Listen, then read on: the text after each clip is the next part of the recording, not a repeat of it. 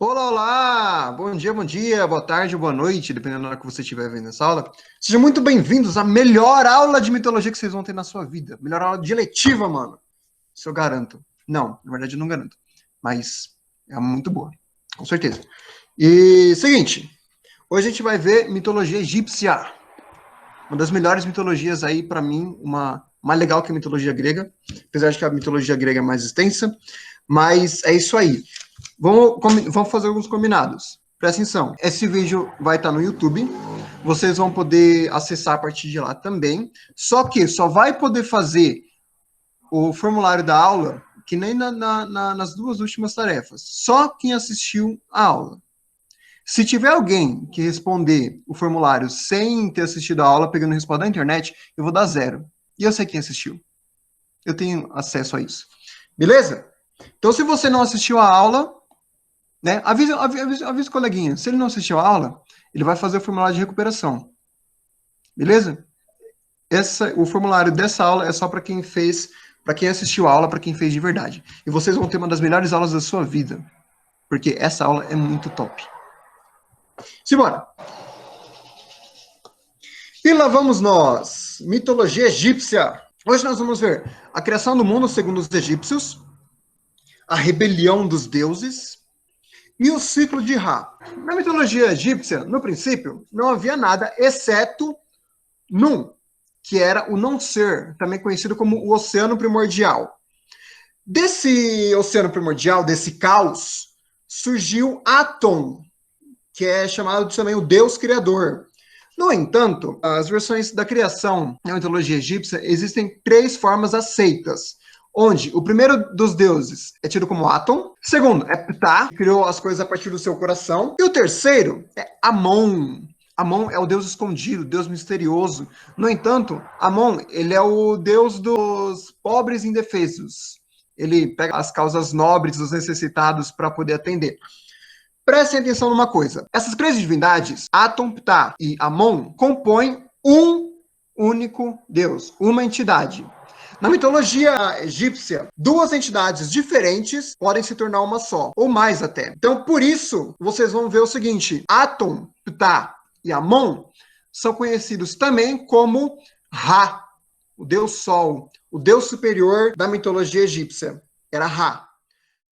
No entanto, em algumas versões, você tem Atom unido a Ra, chamado de Aton-Ra. Ptah, eu não encontrei nenhum registro a respeito disso, então não vou afirmar nada para vocês. Porém, Amon, que é o deus escondido, foi, em determinado momento no Egito, cultuado como o maior dos deuses, como Amon-Ra. Eu tenho certeza que vocês já ouviram isso. Então é o seguinte, o deus maior deles era Ra, mas a gente vai contar a história do ponto de vista de Atom, beleza? Atom espirrou Shu, que era o deus do ar. Também ele cuspiu Tefnut, que é a deusa da umidade, e jogou isso para longe, do oceano primordial, que era Num. Ele tirou seu próprio olho direito, que era o sol, e mandou esse olho procurar Shu e Tefnut. Esse olho, ele chamava de Hathor, que é o olho de Ra. Hathor foi lá, buscou os dois e voltou com eles. Só que quando eles voltaram, Atom já tinha substituído Hathor, né? Colocou outro olho no lugar. E ela ficou chateadona, ficou boladona. E aí ela chorou lágrimas amargas. Dessas lágrimas amargas, surgiu toda a humanidade. Não é à toa que somos seres tão amargos, não é mesmo? Atom se compadeceu de Hathor e pegou ela na forma de uma serpente e colocou na testa para que pudesse assim governar a humanidade, como uma naja. Esse símbolo ficou conhecido em todo o Egito, em todas as eras. Podem perceber, todos os faraós sempre usavam uma serpente em cima da coroa. É o símbolo de Hathor. Assim ela governaria até o fim dos tempos, junto com Atom. Aí Atom criou uma ilha chamada Benden. E de lá, ele construiu toda a Terra, criou todo o mundo. Utilizou para isso 4 forças. Quem são elas? Heka, que é o poder da magia. Shai, que é o dom da percepção. Ru, que é o pronunciamento. A criação se dá pelo pronunciamento. E nós temos também, preste atenção nessa 4ª força, porque ela vai ser muito importante depois, que é Mat, que é a harmonia cósmica. Maat vai ser muito importante no submundo, no Duat. Preste atenção a respeito disso. E vamos lá. Ra, Atom, né? Então a gente vai passar a chamar de Ra neste momento. Ra costumava cruzar o céu numa barca, né? Que é a famosa barca de Ra. E tinha outros deuses junto com ele ali, inclusive essas 4 forças. Shu, ele se apaixonou por Tefnut, ele se apaixonou. Eles ficaram juntos. Shu e Tefnut ficaram juntos. Lembra que eles são os 2 primeiros deuses que foram espirrado e cuspido por Atum. Então eles ficaram juntos e deram vida a Geb, que é a terra seca masculina. Eles também deram à luz a Nut, que é o céu. O céu era feminino. Ao contrário da mitologia grega, lembra? Onde a gente tem Gaia, que é a mãe terra, que era feminina, e Urano, que é o céu, que era masculino. Aqui inverte. Geb e Nut se apaixonaram. E eles queriam ficar juntos. E Nut se deitou sobre Geb, né? O céu se deita sobre a terra. E Shu amaldiçoou Nut a não ter mais filho. Falou: não, você não vai fazer isso. Assim não. Não aceito, não admito. Thoth, que é o deus do conhecimento e da sabedoria, convenceu Khonsu, que é o deus lua, e conseguiu mais 5 dias para Nut.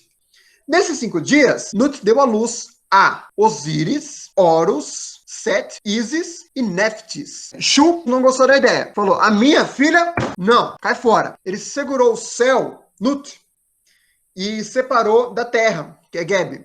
E ficou entre os dois. Inclusive, vocês se lembram de alguma coisa relacionada à mitologia grega sobre isso? Estão lembrados? Dizem que essa história de Shu segurando Nut e Geb, um anjo do outro, inspirou o titã Atlas a segurar o céu. Inspirou o castigo de Atlas. Então, mais uma coisa em comum aí. Ened, que são as divindades egípcias. Quem são elas? Nós temos Ra, que está acima da Ened. Ra não contempla a Ened, ele está acima, ele é superior. Aí nós temos Shu e Tefnut. Nós temos Nut e Geb. Temos Osíris, Horus, Set, Isis e Neftis.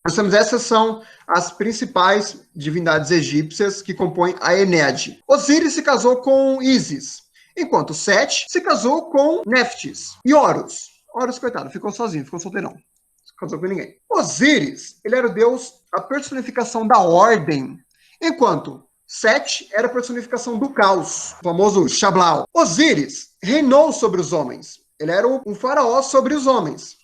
Enquanto Set era uma personificação extremamente invejosa e tentou usurpar o trono, ou seja, tentou roubar o trono para si mesmo. Não queria que Osíris estivesse lá, queria ele mesmo estar no trono. A hashtag da aula de hoje, tá, que você vai colocar lá no formuláriozinho. Horus solteirão, todos casaram e você não. Dá um pausa aí, anota exatamente o que está escrito aqui e aí você coloca lá na hashtag da aula de hoje, beleza?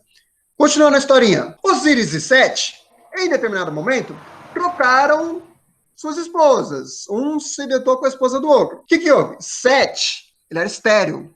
Ou seja, não podia ter filho. Enquanto Osíris, ele podia ter filhos. Osíris se deitou com Neftis. Nasceu o deus mais popular hoje da mitologia egípcia. Vocês adivinham quem é? Acertou quem falou. O deus dos mortos, Anubis. Anubis é fruto do amor, entre aspas, de Osíris e Neftis. O que houve? Houve rebelião entre os deuses. Todos os deuses entraram em uma luta terrível, uns contra os outros. Foi terrível mesmo, ao estilo de arrancar cabeça, perna, braço, tripa, coração. Foi uma coisa horrorosa. E Atum, Ra, ele envelhecia.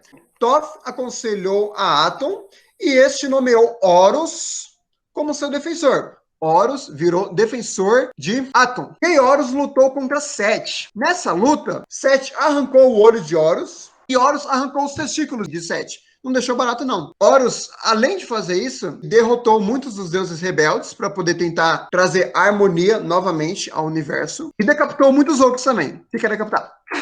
Arrancar o pescoço, cortar a cabeça fora. E outros fugiram. Outros que não foram decapitados, vazaram. Osíris, como benfeitor e tudo mais, usou o olho de Horus, aquele famoso olho que todo mundo conhece. Muita gente chama de olho de Ra, mas não é. É olho de Horus. Esse famoso olho é o olho de Horus. Ele usou esse olho para restaurar o equilíbrio no universo. Devolveu o olho a Horus, devolveu os testículos a Set. Só que assim, ele colocou ordem em tudo e tal. Só que Horus já estava muito ferido. Por conta da luta, né, que ele teve com Set, ele acabou morrendo. Ele não aguentou. Só que a essência dele ficou em Osíris. Osíris, eles eram irmãos, lembram? E Horus, mais tarde, renasceu como filho de Osíris. Então, antes ele era irmão, morreu, sua essência ficou em Osíris, e Osíris teve um filho que era Horus, ou Horus mesmo. Atum estava cansado de toda essa rebelião, toda a rebeldia dos filhos, já estava de saco cheio. O que ele fez? Mais um ponto em comum com a mitologia grega. Reparem, ele engoliu todos os filhos. Quem foi na mitologia grega que engoliu os filhos também? Então ele engoliu os filhos. E lá dentro da barriga de Atom, os filhos lutaram até a morte.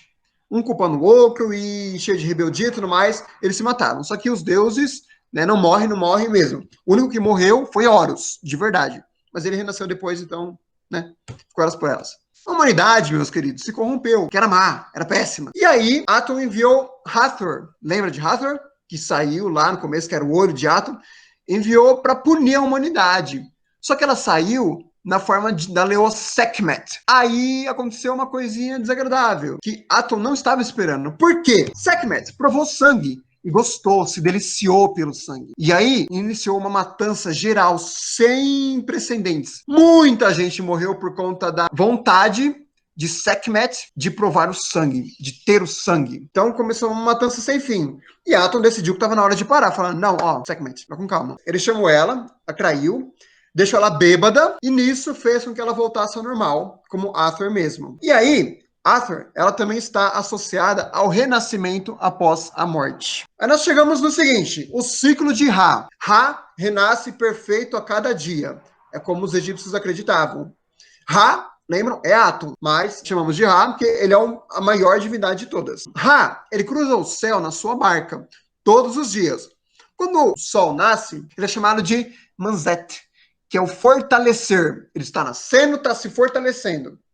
E quando ele se põe, ele é chamado de Mesektet, que é o enfraquecer. Ele está se pondo. Quando ele se põe, os egípcios acreditavam que começava uma nova fase no ciclo de Ra, porque ele ia passar pelo submundo, pelo Duat. Nessa passagem, ele ia contar com a presença de Reka, Shai, Ru e Maat. Maat segurava um Ankh, essa espécie de cruz, e ela simbolizava a vida. Muitos deuses na mitologia egípcia seguravam um Ankh em suas mãos, inclusive Anubis. Havia outros deuses que protegiam o corpo enfraquecido de Ra na passagem do Duat. Era uma passagem com 12 portões. Aqui vocês estão vendo a barca de Ra, com Ra lá dentro, ali, morto. E aqui a gente tem Maat. Lembra de Maat, que eu falei que ela era importante lá atrás? Vocês vão ver a importância que essa mulher tem. Aí a passagem pelo submundo era uma jornada perigosa e Ra estava extremamente enfraquecido, necessitava de proteção.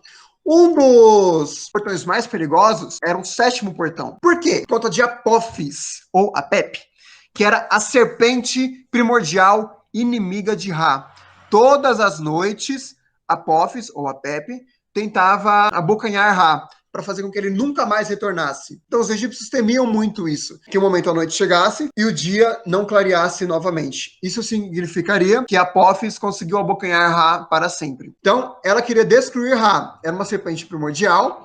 E assim, nesse momento também é invocado o poder de Mehen, que é um escudo protetor, que é uma outra serpente que fazia um escudo protetor em volta da barca de Ra para proteger. Nisso, Set lutava furiosamente contra Apophis. Era uma luta mortal. Toda noite cravavam a mesma luta. Até que chega o momento em que Ra se transforma num gato, mas Ra não estava morto. Ele começa morto, ele vai se fortalecendo aos poucos. E aí chega uma hora no 7º portão, que ele já está forte o suficiente, se transforma num gato e corta a cabeça de Apophis. E aí ele vence mais essa batalha, mais essa noite. E a viagem prossegue. Toda noite, Apophis renascia novamente. Sua cabeça era restaurada, novamente ela surgia para poder atacar Ra no 7º portão. E era aquela mesma luta o tempo todo, sempre. Quando havia um eclipse solar no Egito, eles acreditavam que Apophis finalmente conseguiu abocanhar Ra. Só que não era algo duradouro, né? Porque o eclipse passava, então eles sabiam que Ra, mais uma vez, conseguiu derrotar o seu inimigo mortal.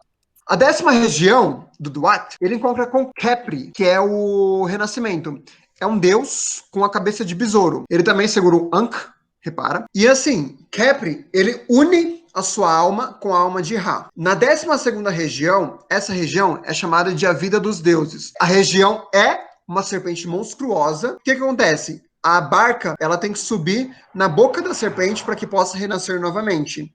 Quando isso acontece, Ra se torna Khepri e o seu corpo enfraquecido de toda aquela noite anterior é descartado, é jogado no Duat. E assim, novamente, a barca de Ra surge no céu no amanhecer, na barca chamada Minzet, que é o fortalecer. E aí, Ra está pronto para um novo dia e um novo ciclo brilhando sobre o Egito. Meus queridos, essa foi a aula de hoje. Até a próxima. Na próxima aula vai ser muito interessante. A gente tem aqui a imagem de Anubis. A gente vai ver como funcionava a passagem da vida após a morte e qual que é a função que Anubis tinha. Que muita gente desconhece. Anubis é um dos deuses mais populares, mas uma galera desconhece qual é a sua verdadeira função. Seguinte, vocês vão preencher agora o formulário, como eu já disse que vocês iam ter que fazer. Até a próxima aula, então, galera. Essa aula ficou muito top, hein? Falando pra vocês. Assistam porque tá da hora. Tchau.